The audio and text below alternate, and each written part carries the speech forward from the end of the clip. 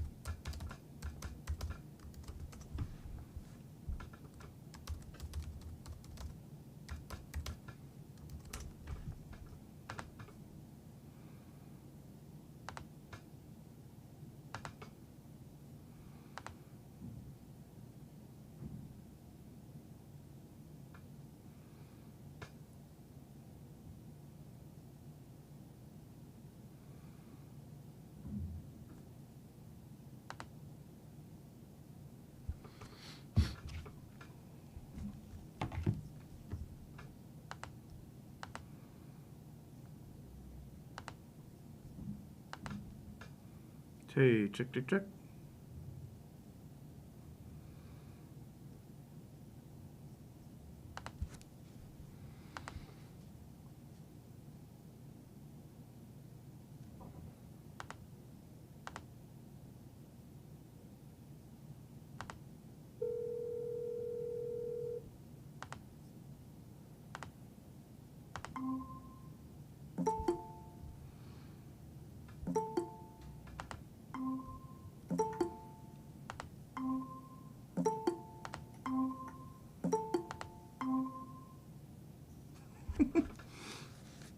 Interesting.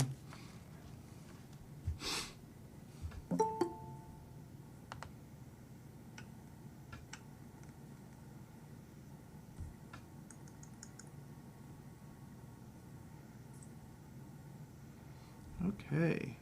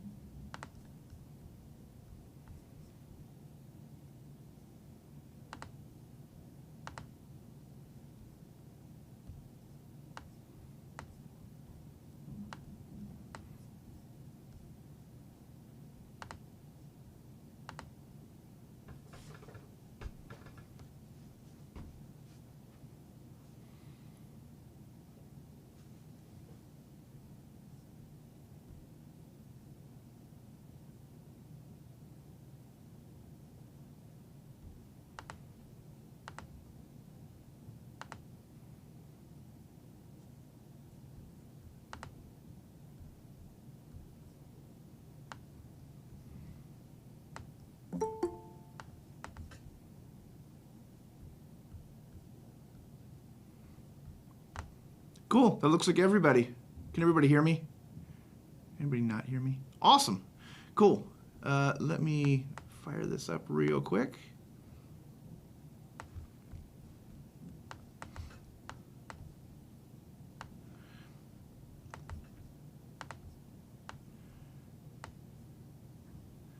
Okay.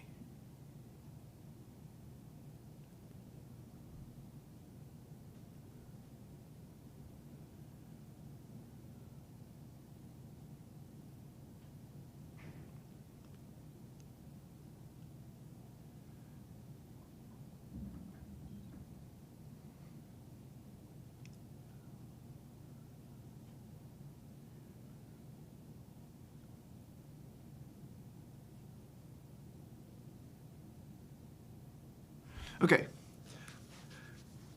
So I assume bolting sounds, you're John? Your mic is muted. Is that me or is that you? No, that's me. That's you. Okay. Yeah, you're right. It's like, wait a minute. Yeah, I don't have any. It's an odd name. So, okay, cool. So everybody got the message, the email? Awesome. I think I said this before. I just think it makes more sense. If you guys haven't seen this room before, actually, sorry, let me set up this other thing. So,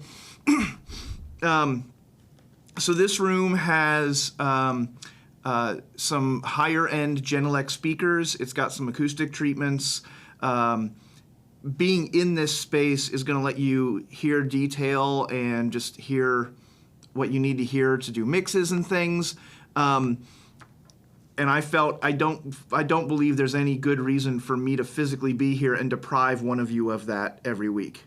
Okay, I would much rather have you guys in front of the speakers, because you guys are the ones that need to hear it. And I'm an avid certified instructor, so I've had to from lockdown last year, I know that I can troubleshoot this stuff from a distance and that kind of stuff. I'd much rather let you guys have the experience of being in this room instead of me. I don't need to be in this room. And I'm the one that wired it up and put it together, so even if you have problems, I should be able to troubleshoot it remotely. Shouldn't be a problem. The downside here is that Zoom, Google, all these other meeting platforms, the audio sucks, and we're an audio class. So the thing I'm going to have you guys do is I am currently, I didn't quite get caught up to this. Let me log into my YouTube account. So what's going to happen is we're going to open up this so that I can see you guys and that we can communicate as a class on a YouTube stream, because a stream can have a much higher audio quality than Google or Zoom ever can. So that's, I think, the best way to deal with that. So let me send you that. Oh, that's right. I got to find it here. If you have a YouTube account, it's probably the easiest thing to do is probably to subscribe to me, and then every time I go live, you'll get an indication. You'll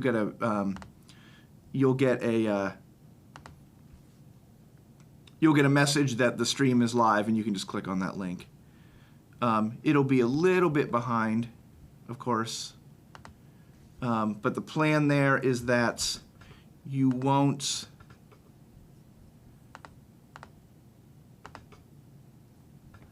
I'd rather have you hear good audio than hear garbled audio in real time. So in the chat,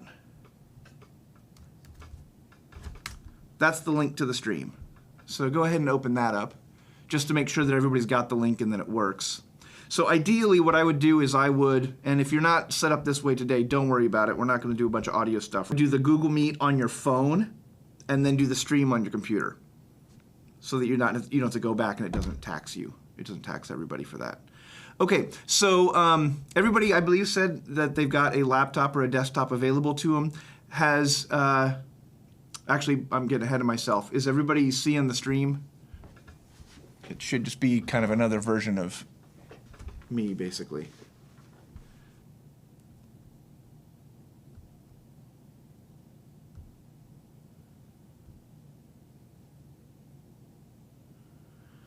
It'll be a little behind, of course.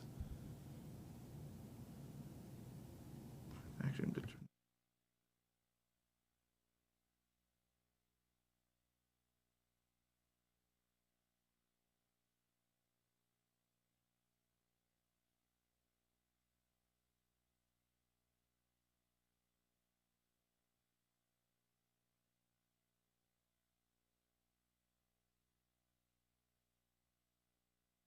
audio on just to make sure that you know you have audio. There'll be a slight delay. Yeah, it's a couple seconds of delay.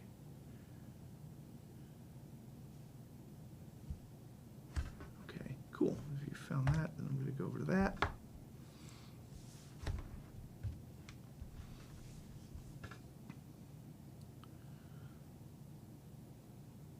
Okay, I only got. It says I only got 4 viewers. Who's not getting on? Is somebody having a hard time getting on it? I'm on my way. I'm just gonna. I'm trying to join the meeting on my phone, and then I'm gonna go on my computer. Gotcha. Okay. Yeah, I'm on my way. What's like the meeting code? Do you know the meeting code? Yep. Hold on, I can send that to you. Appreciate it. We're not in the meeting, so do you want me to email it to you? Yeah, that works. Okay. Yeah, let me send you that. Or you can put it in the chat, whatever works. Okay, cool. Yeah, if you're still in that way, then that's the code right there. All right, thank you. No problem. While you guys are all doing that, while you guys are all kind of getting set up, let's go ahead and kind of little introduction kind of thing. So Noah, where are you coming from? What's your experience with production or music, or what's your background? So I do radio plays and voiceover, and I like that type of stuff. So I do podcasting on the side. Every month I do a radio play, hire some voice actors, and throw stuff together. Cool. So my interest in audio is I'm a JAMC major with an audio production minor, and I'll just kind of be focusing more so on audio than video. And I like to just mess around with audio stuff, occasionally do remixes, and I write my own music for the podcast. So Cool. fun stuff here and there. Cool. And also tell me if I mispronounce anybody's name. So, Eason, is that correct?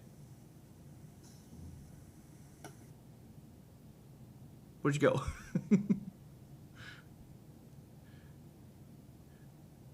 He disappeared.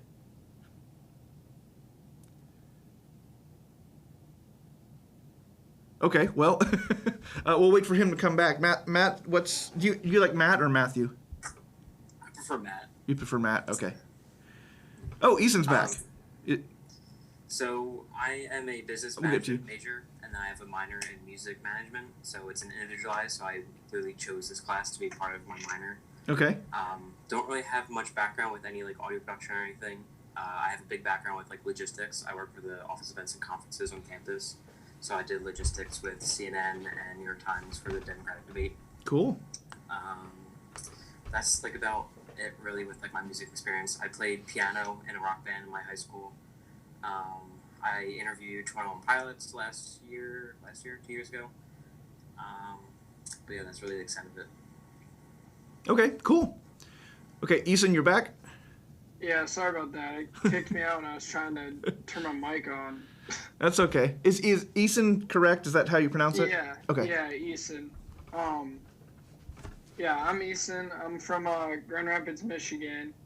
I'm actually I play football here. I'm going to. I'm a freshman, and I'm actually sports management. So it doesn't really fit like my major or anything, but I've always been kind of like interested in stuff, and I play guitar, and I've done a lot of like garage band things by myself, and I don't know, the class looked really interesting, so I figured I'd take it.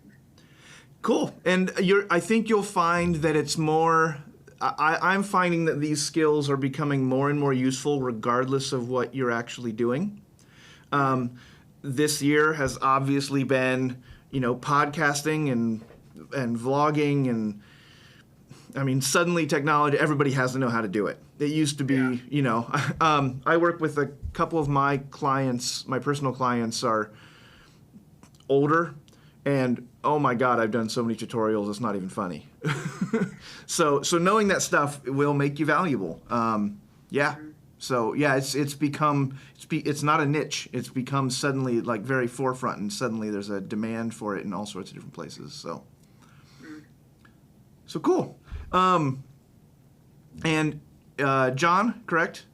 Obviously, you've got some setup, so I know you've got some history here.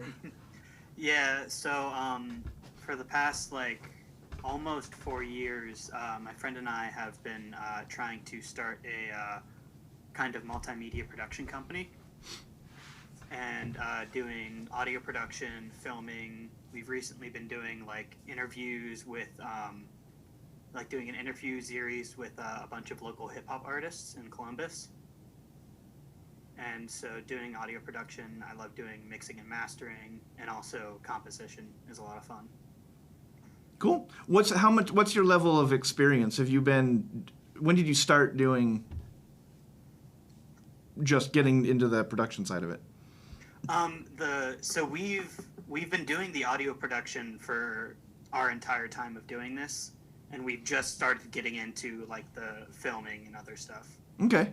So, but what did you start in high school or things like that? Or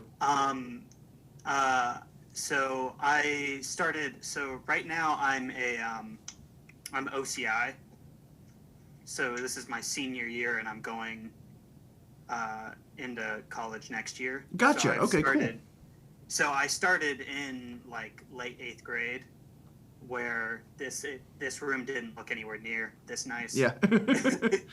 It was just like a wall that my dad had built, and then over time we've added stuff to it. But I've been using Ableton. I started on the light version and then saved up money to get the nicer version of it. Okay, cool. Hold on a second. So now I'm seeing, is everybody on the... I was just about to say that. If you could send the link again, I'm sorry. When I switched to my phone, I don't have the link to the stream anymore. Oh, for the stream? Gotcha, okay. My fault. Sorry. Yeah, thank you. So, yeah, today the stream might be iffy, but I've also got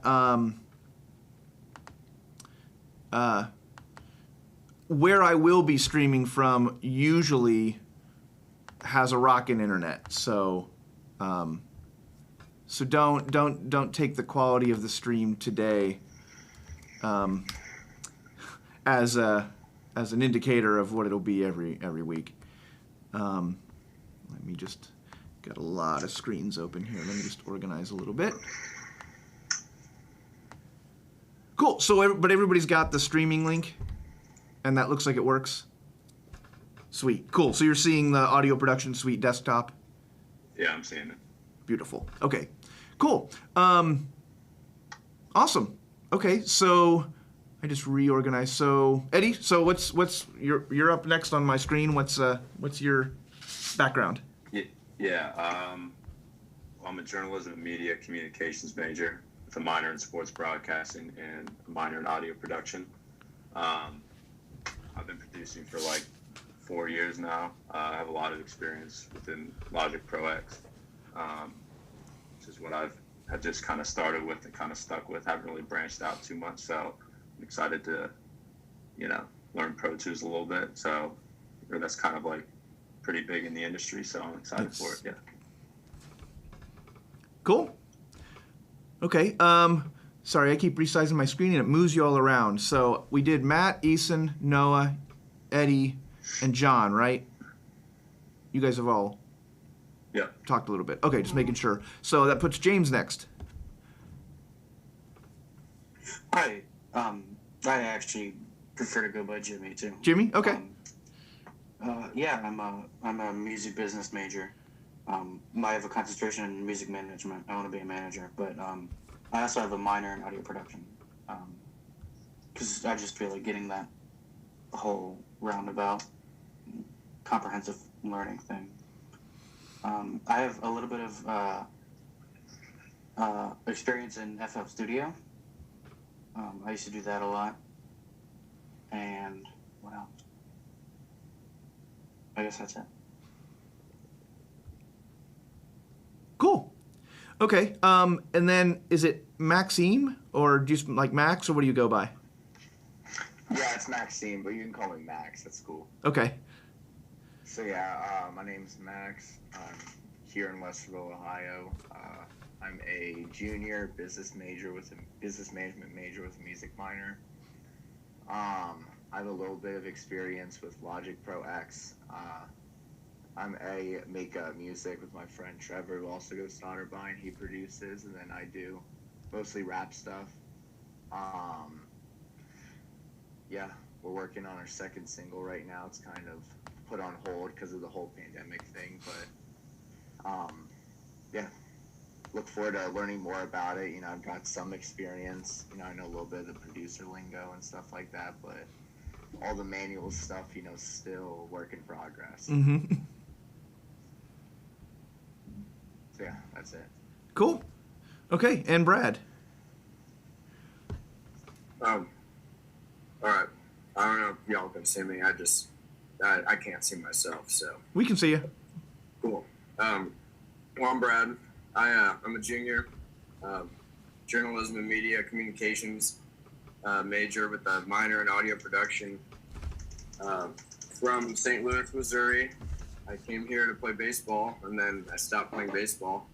So yeah, I don't know. I figured out that like audio is kind of what I wanted to do because I've been playing in bands for like, I don't know, like 8 or 9 years at this point. So I got into the production side probably like 2 or 3 years ago. And so, I don't know, I kind of didn't realize that you could study this type of stuff in school, but you can, so here I am. That's about it. Cool. We got a great cross-section of people doing this stuff. I know I'm not going to, I don't want to sound like a sales pitch, but like I just said, it's become so important on every level. Jimmy, you said you wanted to do management. If you, there are a couple good podcasts that you should probably be checking out. And one of them I was just listening to was talking about how even before the pandemic, when you get on like a smaller tour, it's not uncommon for people to say, okay, we've hired you as the manager. Can you run sound? Or we've hired you as the sound engineer. Can you manage? We've hired you as the manager. Can you do the merch booth too? So you never know when you're going to be dropped into that situation. The connections for multimedia, the connections for audio for video, the connections for music are obvious.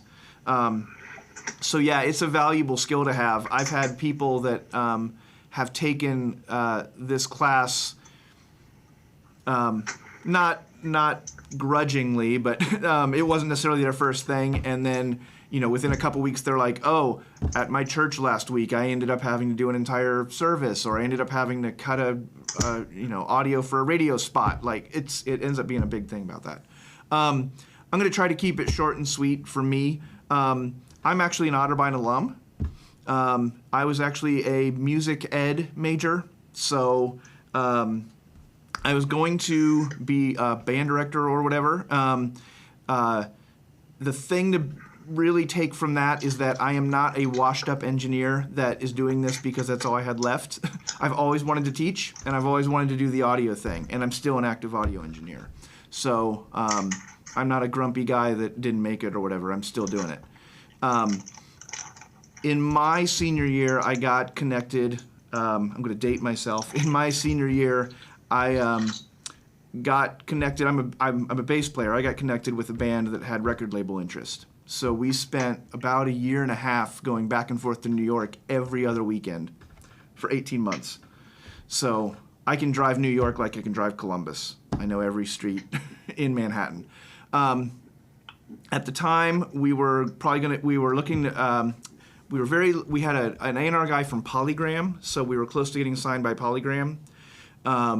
We had our representation was the same lawyer as Madonna. The booking agent from Metallica wanted to be our booking agents. We were in like Flynn, and then the corporate mergers happened. Polygram got bought by Universal and dismantled as a tax write-off. Our A&R guy disappeared. Around the same time, there were some shady things happening with the singer, so I bolted. It collapsed real fast, and I bolted. But the thing that I took from that is that whenever we did recordings, we got to record in a bunch of places in Manhattan, and the drummer and I used to rehearse for 4 to 6 hours, 4 to 5 days a week. And we could play an entire show and have a conversation and not miss a note. We knew everything. So when we went into the studio, I never did more than 2 takes of anything. Now, the part that's important about that is that when I was done being the bass player, we were the first ones to go down. The guitar player took a while. The singer took a while. Et cetera, et cetera. So I would finish tracking, and then I'd sit with the engineer. And then I started realizing, well, wait a minute, that was really freaking cool. So that's how I started doing this. So I came back to Columbus, realized that at the time, every music teacher in Columbus was good, middle-aged, and happy. So no one was retiring, nobody was quitting, and no one was getting fired anytime soon. And I didn't want to go out in the middle of nowhere, so instead I went back to all those contacts, and I said, look, I'm not after your job anymore. I want to start a company where I cater to schools, churches, community groups, things like that, because it was a part of the market that nobody was dealing with, and I already had an in. So that was 2000, and basically I've been paying my bills ever since. So the reason I like to mention that is the first thing is for college you get a lot of, maybe not so much anymore, but you get a certain amount of that, well, what are you going to do? What are you going to do? Just, it may totally change. Who cares? But when you're looking for what you're doing, at one point I thought I was going to be a rock star, and then I realized that's not where I'm going to end up. But when I came home, I realized here's where my interests are, here's where my resources are, and here's where my opportunities are. So if you're taking business classes, you'll hear all that stuff. Opportunity. If any of you have taken a business class of SWOT analysis, opportunities, and I'm blanking for a second, right? I'm not in school mode yet. I've still got up. I didn't get up that long ago.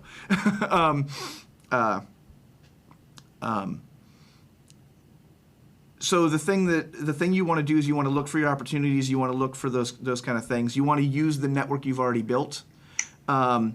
The fact that Jimmy started right off and said, hit me up, that is awesome. One of the things I find with business-related classes and music business-related classes is we talk all this big talk about networking. Go out and network. Go meet people in the industry. But everybody forgets to network with the people that they're with every day, right? The people in this class could be your business partners in the future, right?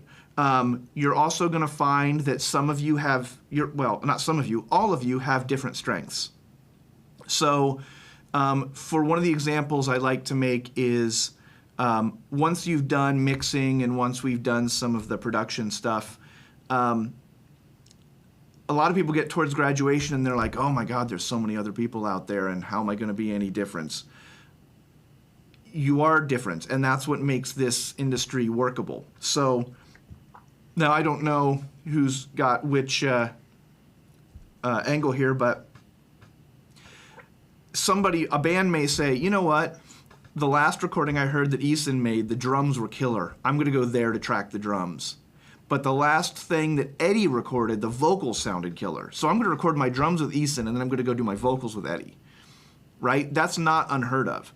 So you'll all have your own little things that are beneficial. Now, it's much more beneficial for Eason to say, hey, if you're happy with me, but you're looking for a place to do vocals, go work with Eddie. Because if Eddie finds a singer, and the singer says, I want to start working with you, where do I track drums?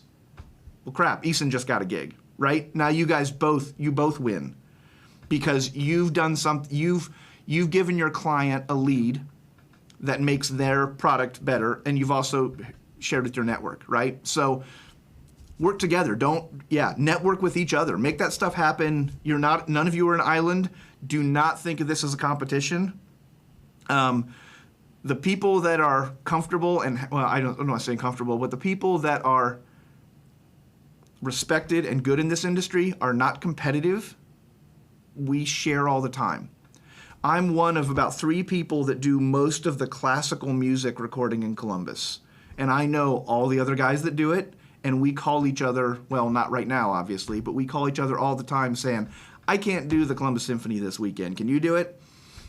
Right? And it's that network thing. So, anyway,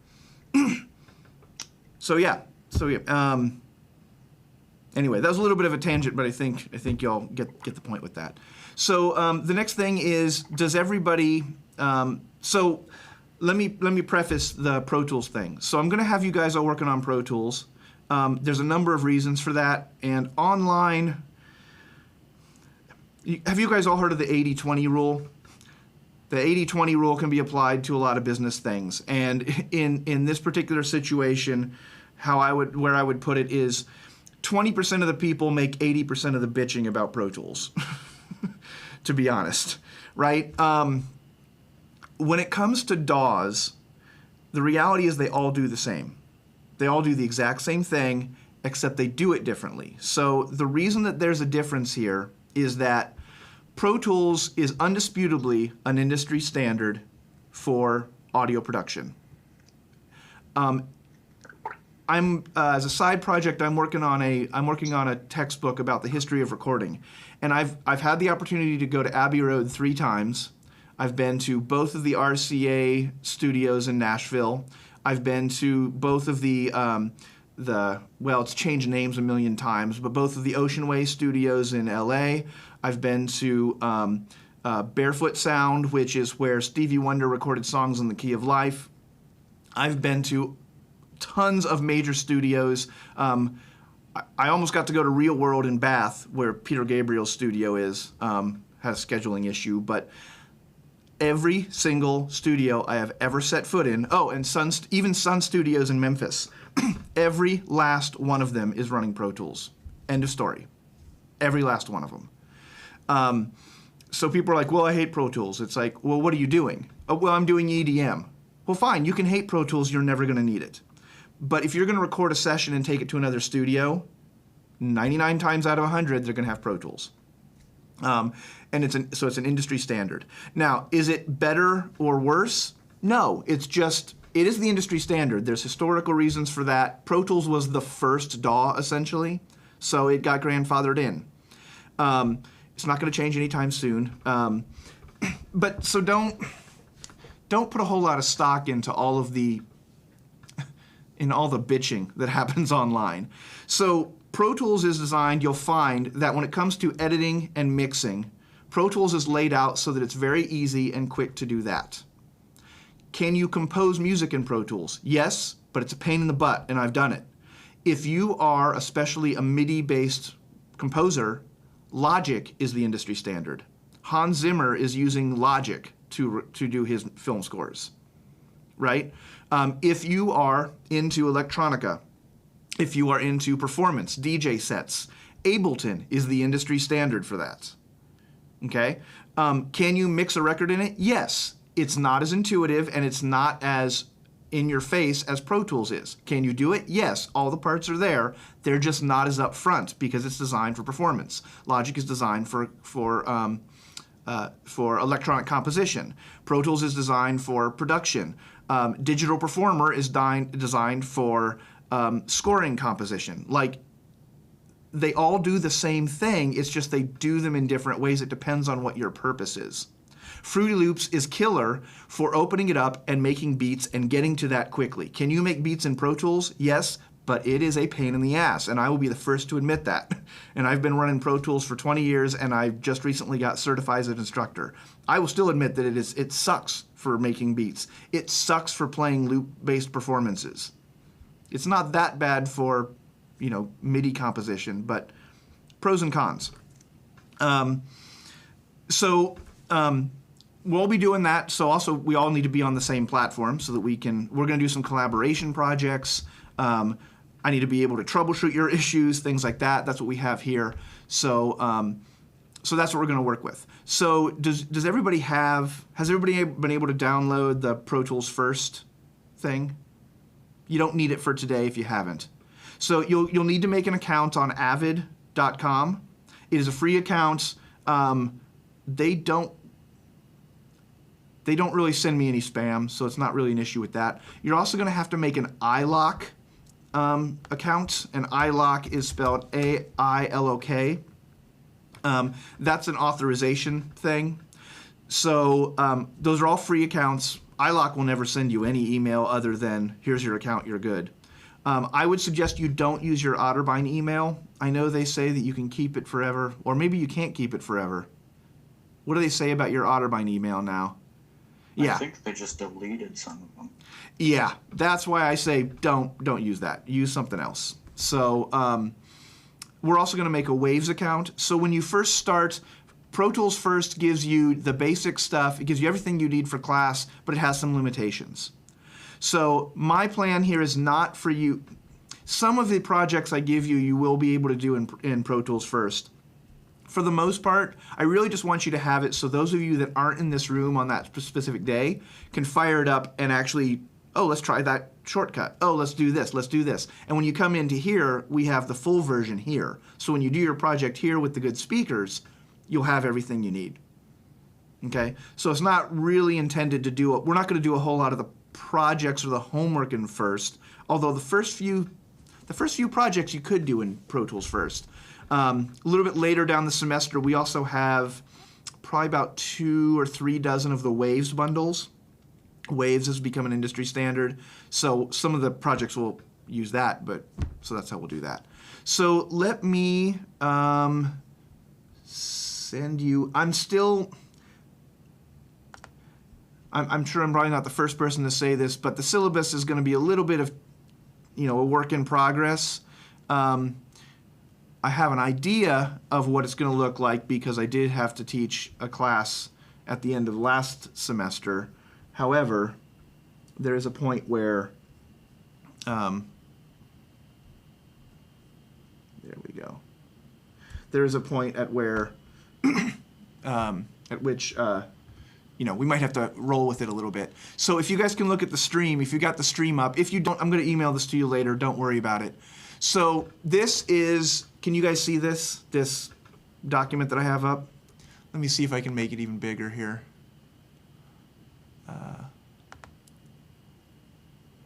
Now we can. Yeah, if you can't see that, then we need to see your optometrist. Okay. It's real behind. Yeah, there's a lot of delay. Yeah, sorry. Yeah, there will be. Like I said, the value of this is going to be the audio, not necessarily the whatever. So, and we may fine tune this, but anyway. So the intro day, this is all of your initials. I'm sure you can all figure that one out. Oh, there we go. Now, so I see it now. I see that I've got it going too. So there we go. Now it's the full size for you. So across the top, you all have your initials. And then down this first column is going to be the topic we're going to talk about that day. And then the X means that you are physically in this room on that day. Does that make sense? So they've said that you can't have more than 3 people in this room. So it rotates. You can see that there's always 3 people. I'm scrolling down. You'll see here in a second. It just repeats and rotates. Okay, so there's always going to be 3 people available. This, I think, is the easiest way to keep track of who gets to be here when. If you guys, for some reason, want to swap days, knock yourself out. There's no specific reason that it has to be specific people on a specific day. Okay? If one of you says, hey, we're talking about microphones on September 29th, I really want to be in that. And one of you that is more interested in beat making and stuff like that is like, I'll be at my dorm for that. I don't care. That's fine. Right? You can swap all day long. That's fine. But I wanted to do this. I believe the way this is set up that you each get, the way it's set up, you'd each be in this room for 9 times. Okay? I figured it out. If I were to be here every week and there would only be 2 of you at a time, you guys wouldn't get to be here any more than 6 times. So you get 50% more exposure to this room with me being remote. Again, it's more important for you to be in front of these speakers than it is for me to be in front of these speakers. So the other thing you'll see is that I've got the topics, and then you'll see in parentheses it says Mix 1, Mix 2, Mix 3, Project 1, Mix 4, Mix 5. The way we do this is I will talk about something on Tuesday and Thursday, and then on Thursday you'll get assigned a Pro Tools project, and then you'll make that mix, and then it will be due the following Tuesday. Okay? So I believe I sent you the calendar, right? And I still need to get some times from some of you. Some of you mentioned, well, I can do Wednesday, but there won't be anything assigned Wednesday. Because I assign it Thursday, it's due the following Tuesday. From Tuesday to Thursday, you will never have any homework. So you got to find your time within that other space. And we can wiggle those around. Again, if you guys say, you know what, I'm busy during my time, can you take my time? You guys can swap times. totally fine with that. The point of putting these times in basically says, I know that I've got this time every week to come in and do this. It's only mine. If there's nobody booked into a time on the calendar, then the room is first come, first serve. So you guys booking your time says, if I walk in and somebody else is here, I have every right to kick them out because this is my time. So that's the point of scheduling your time. If you do happen to, and I'm not going to require or expect this of anybody, if you do decide that you want to buy your own copy of Pro Tools and you want to work at home, knock yourself out. You can totally do that, and I would still recommend that you come in and you check out this room. So let me move this, hold on a second. I'm gonna move my webcam, and I don't wanna make you guys, I don't want you to throw up from me moving it. So, okay, so it'll take a second for it to catch up with me here, but, okay, so, let me give you a quick tour of what you've got in this room to work with. If you haven't, have any of you seen this room? Does everybody know where it is? Yes. Okay, cool. So, it should be catching up here soon. Wow, this thing is really behind. You know what, I'm gonna see if I can change the latency. There we go. There we go. Okay, so this is the control surface. This, when you open up Pro Tools, it will automatically connect. So the advantage to having this is that you do have start, stop, play, all the typical playback stuff, which, okay, now it's telling me that YouTube is not getting, let me do one quick thing. If I change, I'm just gonna, what is it as such? Viewers will experience, okay, so yeah, even if this stutters, it's not a big deal. Again, it's pictures basically. Okay, so this will connect to Pro Tools automatically, and it will give you hands-on control. There you go, now it's showing the stop, start, play stuff. And it will give you the ability to have hands-on control over your session, which you'll find the downside to digital mixing is that you grab one thing at a time and move it. But in reality, you're going to find that when you do mixes, that it's a lot more useful to grab multiple things and move them in conjunction with each other because everything works in relation. So you don't really get relations when you're only moving one thing at a time. So that's kind of the annoying part of it. So you have the ability of having that. There are there's a couple different, we have Genelec speakers here. They've been calibrated, which I'll explain, I believe that's next week. The middle one will never make any sound because we're not set up. We can do surround sound. We'll talk about that later, much later. But for now, the middle one won't do anything. So you do have these up front. And then, if you can see it, there is a dedicated subwoofer in this room as well. So this room is probably going to have a lot more... you're going to hear a lot more bottom end. You're going to hear what's actually down there, which is the problem with, even with good headphones, a lot of times you don't know what's really, really down at the bottom end. Obviously, if we're working with hip-hop, EDM, or something like that, you need to know what's down there. Even if you're working with classical music, I do a lot of classical music recording, like I said, and even I need a subwoofer because I need to know if the air conditioner is part of the recording, right? So I need to know if it's there so I can get rid of it if I need. So yeah, this room has been all set up. The other thing that I've kind of missed here is that we have bass traps in this room. Okay, so there's acoustic treatments, and this will come around here in a second. We have acoustic treatment so that it removes a lot of the reflections in this room. So it's a pretty tight sound. It's actually a really good sounding room. It sounds better than I expected it to sound, honestly, when they gave me this room to work with. What was the other thing I wanted to mention about this room? There are all the MIDI keyboards are hooked up. We'll talk about that too. So if you have some keyboard chops, even if you don't, you can still mess with the sounds and everything's on there. So It'll take a second to catch up, but right now I'm showing, you saw it here in a second. The large screen on the wall will not look like what it looks like right now. It will actually look like, let's have that weird, let me do this real quick. PC, there we go. So it'll catch up. It'll look like, you'll see the Otterbein University Audio Production Suite desktop. Okay? So when you see that, oh, yeah, duh, if I switch to that, that's what you're going to see.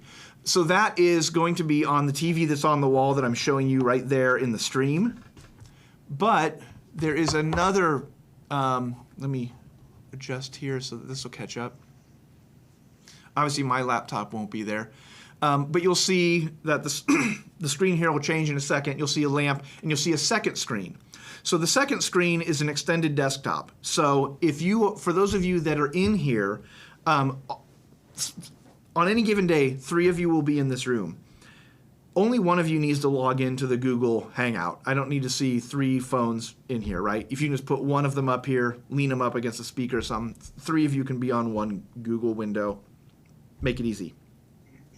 The extended one is for you to either put, when we're having class, it's for you to put the live stream so that you can see me doing the presentation stuff on this screen that's off to the side while you're working on the one that's up in front. The other advantage is that when you are in here for your session time and you're working, you can have the mix window on the big screen and the edit window on the other screen, or vice versa. Or you can move your plugins over to this external screen. So this external screen shows up as an extended desktop. It's not a copy, it's an extended desktop, so you can move all sorts of things back and forth there. I really thought that this would have caught up by now. Come on. Oh, I'm an idiot. I didn't switch my video over. Sorry. I'm a little too complex here. Okay. Oh, oh, yes. Does everybody have Spotify? Even the free version is fine. Yes, I do. Awesome. Does anybody not have Spotify?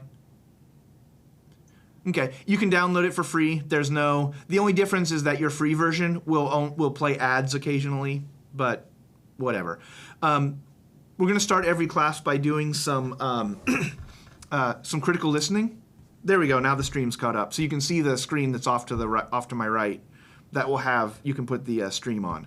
Oh, and on the desktop for the school, let me switch back to that. On the desktop here, on your files that are down the right-hand side, the last one says class stream. It's a link. You just double click and it will bring you up. The stream will be at the same location every time. So you can double click on that, pop it over there, move on with your life. Yeah, I was hoping it would catch up. Okay, so the downside to live streaming is that YouTube, if I play anything off of brain fart. If I play anything off of Spotify, YouTube will flag it as a copyright violation and mute my audio. So I can't play it for you. So what I'll do is I'll say, okay, today we're going to listen to X. Everybody can do a search for it and listen to it on wherever they are. There's an account set up in this room. There's a free account set up that says Class Tunes or something. So you can fire that one up. You guys can listen to it in here. Everybody else can listen to it on their headphones or whatever they're listening to. And then after we've all listened to it, we'll sit there and we'll communicate. Now, one of the things is I'm also teaching this class at another school, and there's a 15-minute overlap between the start of yours and the end of theirs. So what I'm going to do is I'm going to do the critical listening. Trying to figure out how to deal with this, and actually I realized that this is going to actually be a really good this is actually a really good thing. So what I'm going to do is we're going to, for that 15 minutes, I'm going to be streaming from there with the students that are there. We have a slightly larger room, so I'm allowed to have slightly more students in that space. But all of you guys and all of them will all do that critical listening thing together. So not only are you guys going to get the impressions from other people that you haven't met, but to go back to what I was just saying earlier, you guys can make a network with those people too, right? So obviously the 8 of you can network with each other, and you can also network with the other 4 people that are there too. So everybody wins there. They network with you, you network with them, you guys get to know each other.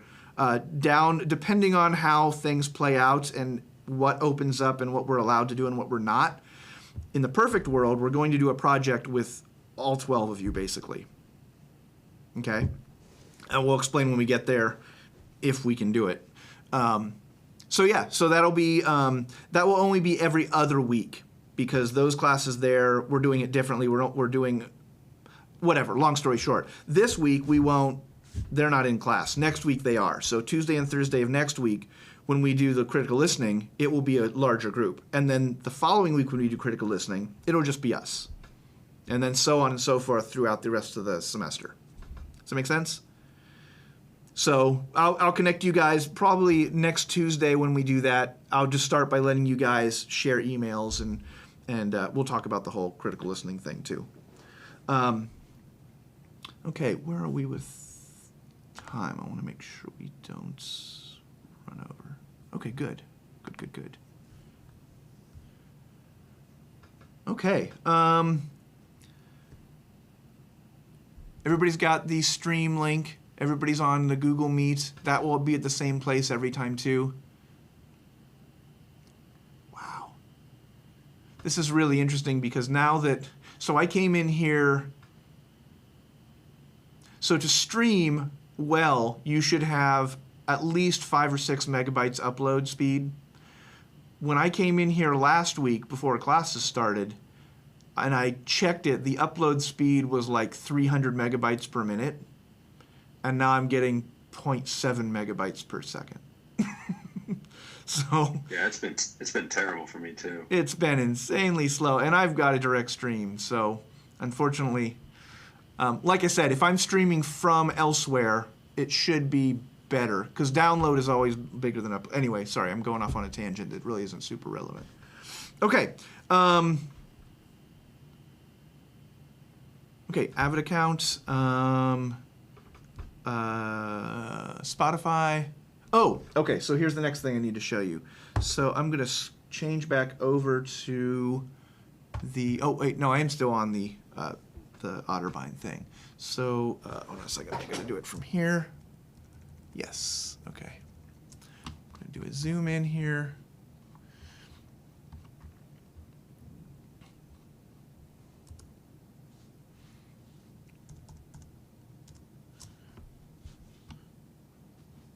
Okay, stream's about to zoom in big time here. So let me show you what's on the desktop here. So the first thing that's on the desktop, that's on the top of the desktop, is the hard drive for this computer. Duh, right? That's not any shock to anybody. The next thing you're going to see, and you can probably see it now, and I'm zooming, yeah, you'll see it as I get there. There's a green icon, okay, that says Student Sessions. That is an external hard drive, and it is completely empty. So when you do a project, you can save it to that hard drive. Okay?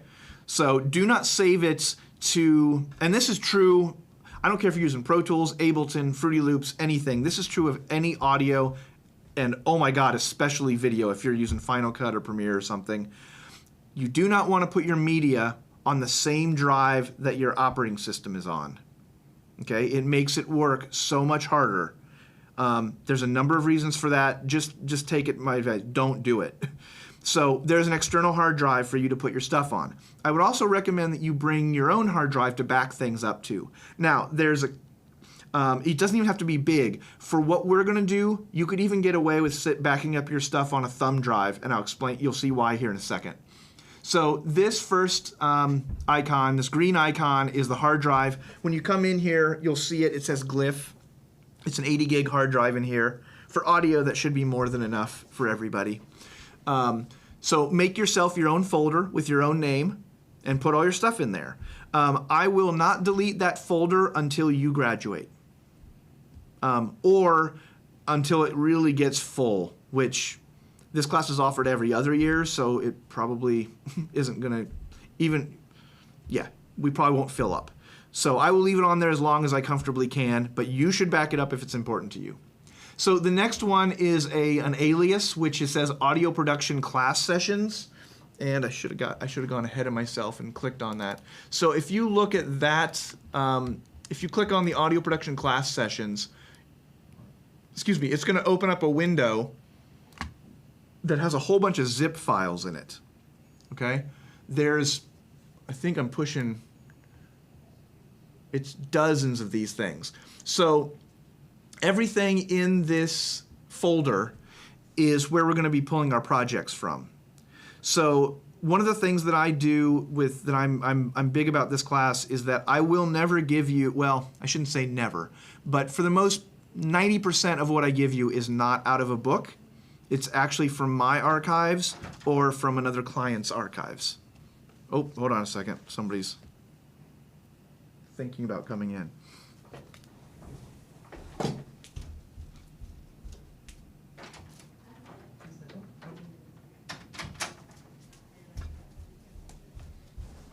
Nope.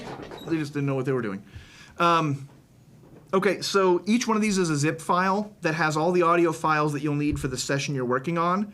So you would drag this zip file to your hard drive, double click on it, it opens up, all the audio files are there, you create a Pro Tools session, you do your session. Okay? There are tons and tons of these. I'm a big believer, every audio textbook I've ever seen says, now you're gonna practice mixing. And let's have you use this mix that was done in a $4 million studio by a 3-time Grammy winner. That's bullshit. You're not going to see that session anytime soon, right? I give you sessions that I've worked on, warts and all. Oh, somebody's string broke in the middle of that. Oh, somebody brought in a $10 guitar and it sounded like crap. That's reality. That's what you're going to have to deal with. So those are the sessions I'm going to give you for your projects. You're not going to get these super polished, you don't need to do anything to them the second you open them projects. So that's where those are all coming from. Now, the way that Pro Tools works is it creates what's called a PTX file, which is your session file, and that references all the audio files. So here's why I said you can get away with a thumb drive. The only thing that matters to you is the PTX file. The session file is less than a megabyte. I mean, some of them will be kilobytes. They're super small. There's not much data in them. And they reference the audio that you've pulled out of the zip file. So you don't need, if you're going to send me a project, let's say you finished your project, I'm going to turn in my project, you email me the PTX file because I have all the audio at home.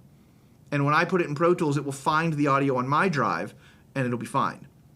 So your backup doesn't need to take, you don't need 80 gigs of backup space. You can get away with a few megabytes of backup space for our purposes. Now, if you do your own projects and you're recording your own audio, that's a different story. You need to keep that, but we'll talk about that. But so anyway, so that is what's in that folder. Okay. The next thing says SFX alias, and this window will close here in a second. SFX alias is the sound effects library.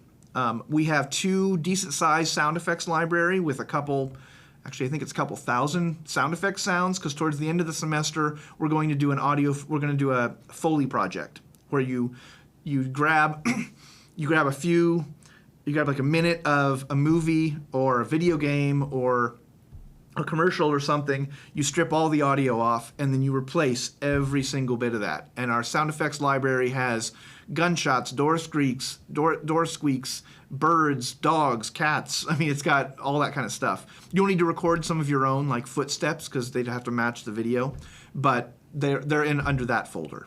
Okay. The next thing you're going to see says AUT APS IO default. APS, if you ever see that, that's short for Audio Production Suite, which is my fancy name for this room. And it says .pio. So when you open up Pro Tools has one quirk, which if you're aware of it, it's an advantage. If you're not, it's an annoyance. Pro Tools remembers the input and output setup of the last session you worked on. So if I go work on a session in another studio and I bring it in here and I open it, when it opens, Pro Tools is going to look for all the inputs and outputs that it had last time. And unfortunately, it forgets its default and it looks for what the session had, which is annoying. So if that happens and things look weird, and I will show you how to do this, of course, You pull down a menu, you go to the I/O, you say import settings, and you call up that file, which says Otterbein APS I/O default, and it will reset everything all the way back to the way that you expect this room to be. So occasionally you may have to open that up and just reset the inputs and outputs. Takes about, once you know how to do it, it takes about 10 seconds, and then you're off to the races. And it will save a lot of hassle. And then the last one that you see there says Class Stream. Like I said, you double click on that link, it will fire up Safari, or actually I think it fires up Chrome, and it will open the link to the stream, and you can put it on this other screen and you're good to go. Okay? So, and I will show you this, of course, when we get there. Do not ever save your stuff to the desktop. Okay? And again, we'll talk about how you do that, but you're going to want to save it to that green hard drive. Something else down here is that you'll see at the bottom there's a black box with, it looks like fingers. Once it zooms back out, you'll see it again. And it says Focusrite Control. That controls the audio interface that we have in this room. It needs to be open, but you'll never need to use it. Okay? So if you ever come in here and the window is open, and the window looks pretty boring, it's just a black and white window with some green dots on it. It'll pop up here in a second. If you ever see that, just click on the yellow dot and just minimize it back into the dock, because you won't ever need to do anything with that window. Yeah, there we go. So now it's on the stream. So if you ever see that, don't close it, because then you won't have any sound because you're shutting off the interface, but just minimize it. Okay, so now that we've done that, let me jump over to here before we run out of time here. Oh, let me switch back so I don't make you sick by moving the camera. Okay, so light is iffy, but this will work. Where are we? There we go. Okay. So this will take a little bit of catching up. So there is one rack in this room that'll be to your right under the desk that has all the equipment in it. Okay. The top is the power surge protector, basically. Yeah, this should be coming up on the stream pretty soon. Yeah, I'll switch back so I don't make you sick, and then it'll go back here in a second. You don't ever need to turn everything off in this room. Just leave it on. It saves time. We're not using that much juice. I'm not too worried about it. Okay, so there's the rack. The first thing is the power. The second thing and the third thing are keyboard sound modules. We won't deal with those till we talk about MIDI. But the third one, you'll see there's a little bit of a red line. That's the Focusrite interface. Okay? And the important thing about the Focusrite interface that you really need to know here is that over on the right side, and the lighting sucks, well, it's good enough. There's 3 knobs. 2 of them are for headphones, but the first one on the left is the master output for this room. Now, I've got this room set up so that if you turn that master output so that it is straight up, then the speakers will be calibrated. And I'll talk about, that's important. I'll talk about that next week, unless we get to it Thursday. But yeah, so that knob that's the first one on the left, just leave it straight up, 24/7. Okay? And then there's headphone jacks next to that. The rest of these knobs are for the microphone inputs when we start working with microphones. You'll of course have, you'll have to set the level for your mic and all that kind of stuff. So we'll get to that when that'll be a little bit. One of the questions that tends to come up is, when are we going to record something? I've found that it's more valuable for us to spend a lot of time, and this is my 16th year teaching. So, and I've found that every year when I do this, it's more effective. I find that there are a lot of schools that will start by, here's how you record. Let's grab a microphone. The problem with that is that you don't know what you're trying to record, right? So we start with mixing, and we get your ear developed so that you know what the end product should sound like. Because when you know where you're going, when you go to place a microphone, you can't make an opinion about what the microphone sounds like if you don't know what the purpose is. So if you do mixing first, when you get to recording, you can set a microphone and go, well, that's going to sound like crap in the final mix. Let's move the microphone. That sounds awesome. I'm going to have to do less. right? And then mixing becomes easier. So we will get to recording. It's not just going to be all about mixing. But sometimes I get a question like, why aren't we recording yet? Because recording goes so much better when you've done mixing first. So that's ended up proving itself over and over and over again. So I think that's all I was going to talk about for today, and we've got another 10 minutes or so. Do you guys have questions? I've thrown a crap ton of stuff at you so far.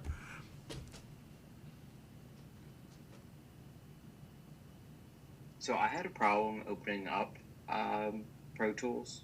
I downloaded it, but it would not let me open it. And it just kept saying like an error occurred and like I would have to force quit it. And I'm running on a Mac Pro. Okay, did you download Pro Tools or Pro Tools first? Pro Tools first. Pro Tools. So I just deleted it. I'm trying it again. But Are you running Catalina or are you running... Catalina. Okay. Me too, and it's been happy on that so far. Yeah, give it also check the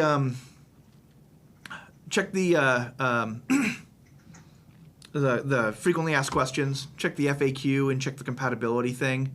Because I've run it on I have Macs at home, we have Macs in the other studio. I pretty much live on Mac and I haven't had any problems with it. So take a look for that. I will give you one warning. Avid is not fast to respond to tech support, unfortunately.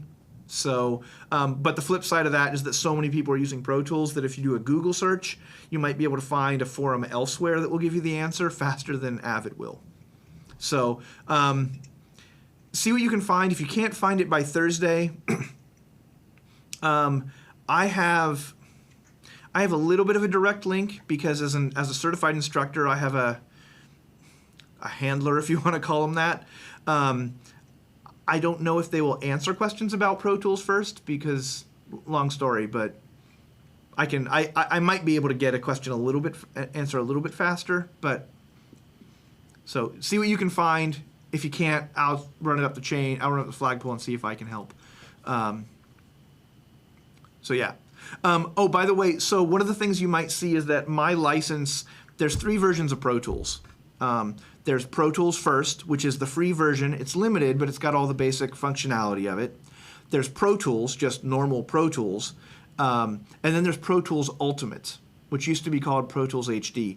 Pro Tools Ultimate, the only thing it does is it adds the ability to work with surround sound and ambisonics and Atmos and all of that stuff. As an instructor, I have a copy of Ultimate, but there are literally less than half a dozen differences, and none of them will have any impact on what you guys are doing. Okay? So if I show you something and you can't figure it out in the version you're working on, don't write it off as, oh, he's using a different version, because there aren't that many differences. Does that make sense? I don't want anybody to look at that and go, oh, he's running Ultimate. It must be an Ultimate thing. No, there's very few Ultimate things. I basically have when you go to create a new track, I get more options. And when you go to do automation, I have a few more options. And that's really it. Those are the only differences. It doesn't justify the giant price jump in Pro Tools Ultimate, to be honest, but whatever. So just FYI, if you see that pop up on my screen that, hey, he's running Pro Tools Ultimate, it doesn't mean squat. Okay? What else can we talk about here? So I can actually kind of prep you guys a little bit for the critical listening here. And actually, you know what? I'm going to give you a mini homework assignment. And your homework assignment is going to be to listen to music. Oh darn, it's rough homework assignment. So the thing about doing critical listening is that you are going to find out, and this is a good thing, that you are not going to listen to music the same anymore, which is a really cool thing, if you ask me. The thing about this is that no matter what you're doing with it, the skills that you're going to learn, no matter what you're doing with them, this is a service-based industry, right? Ultimately, we are providing a service, whether it's, no matter what situation you're in. So, as a service industry, there's certain language that you need to strike from your vocabulary. The first thing that you want to try to stop yourself from ever saying again is, I don't like this music. That's a conversation killer, right? Ironically, the other thing you need to strike from your vocabulary is, I love this song, right? Because that's a conversation killer too. So the example I have is, at one point, early when I started doing this, I worked with a high school band. Really nice guys. I still talk to them occasionally today. Not great songwriters, not even really great musicians. So we did a set, we did a thing, we did a take, and they played it, and the bass player, who's also the singer, probably the most talented person in the band, honestly, musically and everything, he leaned into his mic and he went, "What do you think?" And I instantly went, song-wise, this sucks, right? In my head, but I'm like, I can't say that, right? Because that ends because what happens to the people on the other end of that microphone? Oh, we suck. You think we suck. I'm not going to show you anything else that I've worked on because you're going to think that sucks. We've wasted our money. We don't deserve to be here. Nothing good happens from me saying I don't like something, right? So what happened is they said that, and I said, okay, I see what you're going for, and here's how I think we can get there. Okay, the drummer played fills all the time. So I said, okay, drums, I feel like we need to really lock it down going into the chorus. So if you can just play a simpler beat, you can still put your fills in on the way in, and you can put some when the vocals aren't happening, but I just need you to let's lock it in so that everybody else can tie into you. Now, the guitar player played a note that wasn't in the key leading into the chorus. And I said, okay, guitar, I feel like that chord transition doesn't really pull us into the chorus, and it's kind of distracting me a little bit. So why don't you stay on the previous chord and just rock on that one, and then you're going to have, as you sat on that, the transition into the chorus is going to be more effective. And bass, he was singing and playing bass, and his bass line was conflicting with the vocal all over the place. Bass, I think that the vocal is the more important thing going on here. Spoiler alert, the vocal is always the most important thing in the song. So let's simplify the bass line so that we can focus on the vocal, right? And then let's take that bass part and let's simplify it up a little bit, and then you can put fills and you can kind of make it more active later. And they loved that, and they went for it, and they did another take. And the rest of the day was like that. Never once did I ever tell them that I liked their music. Never once did I ever tell them that I didn't like it either. But at the end, they said, that was a blast. We loved it, and we're coming to you next time we want to do it. You don't have to like what you're working on, right? So, but being that, looking at it from that perspective is beneficial to, first off, them and to you, because I'm pretty eclectic in my music tastes. I listen to pretty much everything. But even if you don't, there's things that I can listen to and say, in the back of my head, I can say, I would never fire this up and listen to it in my spare time. However, I can listen to it and I can say, oh, I understand why the kick drum sounds the way it does. And I understand why the vocal is where it is in reference to this. And I understand why this keyboard part is here. And I can understand your music without liking it. Does that make sense? And this becomes really valuable to you when you start working on your own things, because nowadays, it's not uncommon for, so again, this is going to date me. I don't know if you guys remember Wyclef Jean. He was at the Fugees. I don't know if it's an old album at this point. But there was this first single off of his solo album was called Gone Till November. And nobody thinks about it at this point, but it was a major difference from typical hip hop because it had a string section, right? And if you listen to that track, like, there is no, we'll get into the specifics, but when you listen to that track, you're like, wait a minute. There are hip-hop production elements that are in this that keep it in the hip-hop genre, but there's classical strings, and the classical strings were recorded correctly for classical strings, right? So even though it was a hip hop record, they treated the strings the way they were supposed to be treated too. And if all you've ever worked on is hip hop, that probably wouldn't have happened. But if that engineer understood how a classical recording is supposed to sound, now I can say, oh, that's supposed to sound like this. That's supposed to sound like this. You want to put the two together? I know where they conflict and I know where they don't. I know how they fit. The puzzle goes together and what comes out actually works. Make sense? So when you listen to stuff, you need to a certain degree, and I don't want to say you can't ever be subjective and you can't ever have an opinion. You just have to be careful where you share that opinion. But you want to start to be more objective with what you're listening to. And you're going to find, and I think most people do, is that when you start listening to stuff even that you hate, even that you might on the face of it hate, there's a lot of stuff that I wouldn't have usually listened to, but the more I listened to it, the more I respect it, and then I started to enjoy it. Okay, I'm a classic rock guy. That's where I came from. At first, I wasn't really into hip hop until I started really paying attention to, first off, the production values, and second off, finding out what the artists were really trying to say. I know we're running up against the time, so I'm going to throw this out there really quick. So, I don't know if any of you guys have listened to Frank Zappa at all. Huge catalog. And Frank Zappa did all sorts of stuff. Now, there's more than one. There's a couple songs that, on the surface, he's talking about, like, certain racial stereotypes. And I'm sitting there going, seriously? This is acceptable? And then I looked at the makeup of his band, and I'm like, wait a minute. Half of his band is black, and so is his singer. And his singer is the one saying it. So how is that okay? So I started looking at some interviews with his band and him, and Frank Zappa always wanted to be an instrumental composer, not a pop composer. He only puts lyrics in his stuff because that's what would make it digestible for the masses.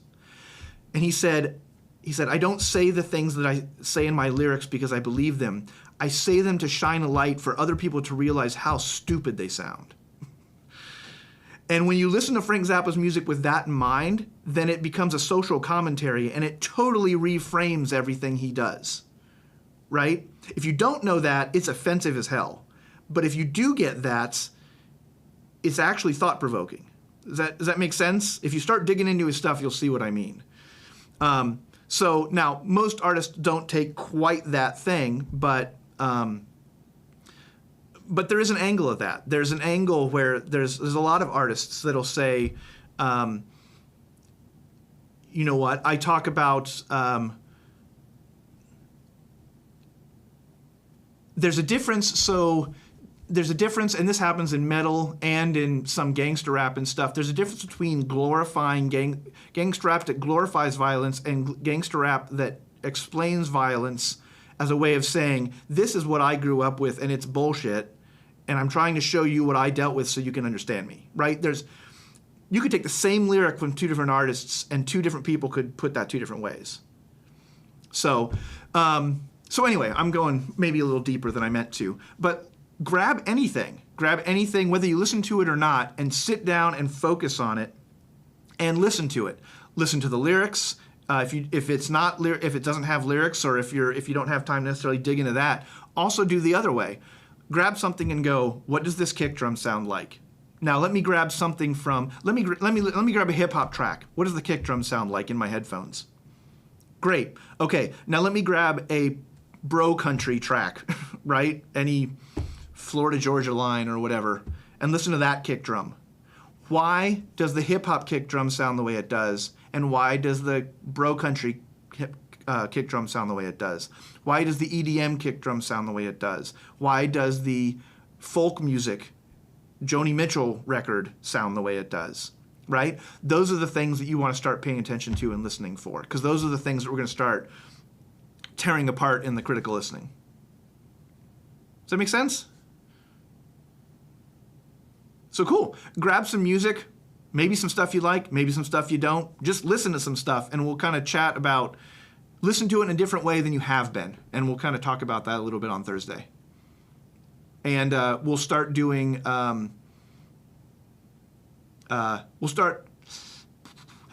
note-wise, we're going to start taking some notes. So that's the last thing I'll say, I promise. The further we get into this class, the less there will be any lecture. The more it will be hands-on, doing stuff that. The front half of this, there's a bunch of notes you'll want to take, and the further we get, the less notes you take, and the more hands-on we do. Does that make sense? So there will be a bunch of notes up front, but trust me, I want to get you to doing the fun stuff as soon as possible. Cool? Okay, well, I will have a syllabus at the latest for you by Thursday, as I'm still working out just the minutia of working through all this stuff. Everybody's got the links. We should be good to go.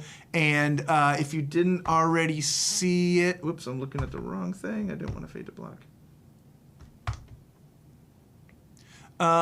So, shoot, I wrote the things, and I'm trying to, okay. So it would be Eddie, Matt, and Jimmy are in here on Thursday. Cool? Oh, and by the way, sorry, you all need to check this. Your Cardinal card should swipe you into this room. If it doesn't, let me know right away so that we can get that fixed. I should definitely be able to be there, but like some of us, I'm not like officially moved in or anything. I forgot about that. Good point. Yeah. Okay, you know what? I'm going to send out this list. Do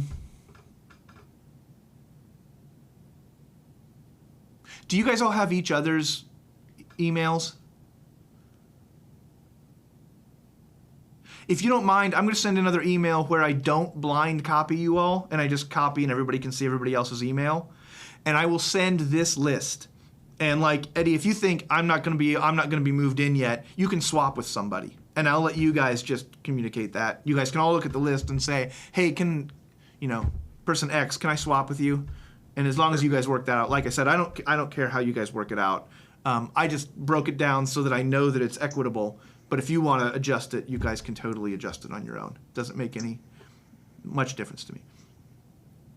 Okay, cool. I don't want to keep you guys too long because I know you guys probably have another class. Do you guys have another class directly after this? I did, yeah.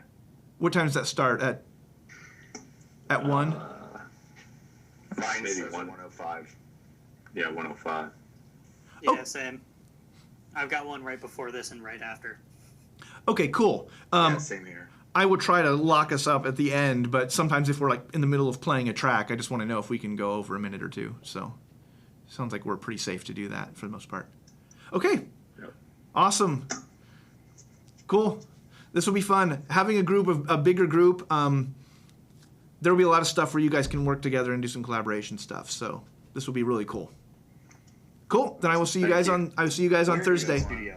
I'm sorry? Where is the studio? Oh, on campus? Have you been in Battelle? Yeah. So if you're in Battelle, you go through the front doors and you go up the staircase, the one that curves around. And when it curves around, you keep going. Just keep going to the right. Okay? And it's going to take you down a hallway. You'll go through a door, and once you go through that door, you are facing the door to this room. Okay? It also has a light above it that says dark room in use. There's two when you come in this room, there are 2 light switches. And one of them turns on the light outside. So turn that on so people know that you're in here. I want to get that replaced so it says studio in use and not dark room. This used to be a dark room. So yeah, that's the room. And you'll see the card swipe to the left of the door. Oh, remind me to mention this Thursday too. If you ever come in this room and the door is unlocked, try the handle. If it turns and it's unlocked, let me know. Occasionally the cleaning people forget to lock it again. And we want to secure it because it's not $1 million in this room, but it's not 25 cents either. So, and if somebody walks off with our stuff, we're going to have a hard time having class. So, cool. I promise it gets more interesting than watching me talk. Cool. See you Thursday.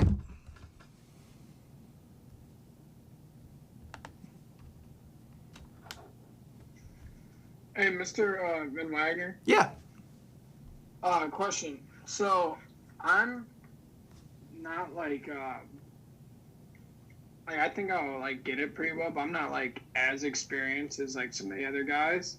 That's fine. Is that going to be an issue, or is Nope. it like okay? Because like as far as like terminology and everything, I'm not, because I didn't have anyone teach me this stuff. I just kind of like oh, what does this button do? And then I learned something new. That's So as far as like terminology and everything, I'm not like super advanced. There is no problem with that. I always make sure that I